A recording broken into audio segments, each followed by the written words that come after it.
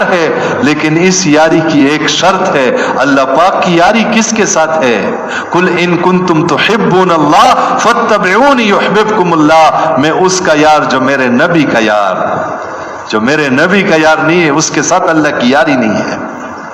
ہم ہر نماز کے ہر رکعت میں مانگتے یا اللہ اہدنا الصراط المستقیم صراط الذین انعمت علیہم، یا اللہ مجھے انعام یافتہ لوگوں کا راستہ دکھا، وہ راستہ دکھا جس پہ چل کے میں انعام یافتہ لوگوں میں شامل ہو جاؤں۔ ہر نماز کے ہر رکعت میں مانگتے ہیں، لیکن جب وہ راستہ دکھایا جاتا ہے، اللہ پاک نے قرآن میں وہ راستہ دکھایا ہے، مَن یُطِعِ اللَّهَ وَرَسُولَهُ فَأُولَٰئِکَ مَعَ الَّذِینَ أَنْعَمَ اللَّهُ عَلَیْہِم مِّنَ النَّبِیِّینَ وَالصِّدِّیقِینَ وَالشُّہَدَاءِ وَالصَّالِحِینَ وَحَسُنَ أُولَٰئِکَ رَفِیقًا، کہ جس نے اللہ اور اللہ کے رسول کی اطاعت کی وہ ان لوگوں کے ساتھ ہوں گے جن پہ اللہ پاک نے انعام کیا ہے، وہ انبیاء ہے، وہ صدیقین ہے، وہ شہداء ہے، وہ صالحین ہے۔ اور کیا بہترین ہے ان کی یاری، ان کی رفاقت، ان کا رفیق بننا، یہ کتنی بڑی بات ہے، کتنی اچھی بات ہے۔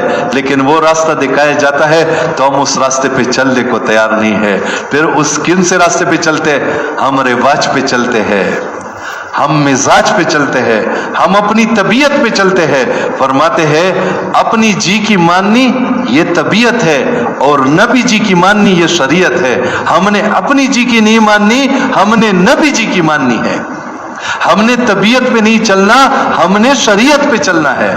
اور فرماتے ہیں کہ اس امتحان میں، دنیا دارالامتحان، اس امتحان میں وہ پاس جو نبی جی کے پاس، جو نبی جی سے دور وہ تو فیل ہے، ناکام ہے، وہ تو ناکام لوگ ہے۔ اب آپ بتا دے، ایک بچہ امتحان میں فیل ہو رہا ہے، دوسرا بچہ فیل بچے کی نقل اتارے، فیل کی نقل اتارنے والا پاس ہو سکتا ہے؟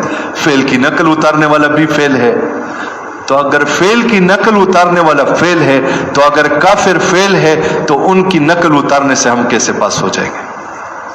آج ہمارا لباس میں، معیشت میں، معاشرت میں، سیاست میں، عبادت میں، لباس میں، یعنی خالص عبادت میں، دیکھیں 9 محرم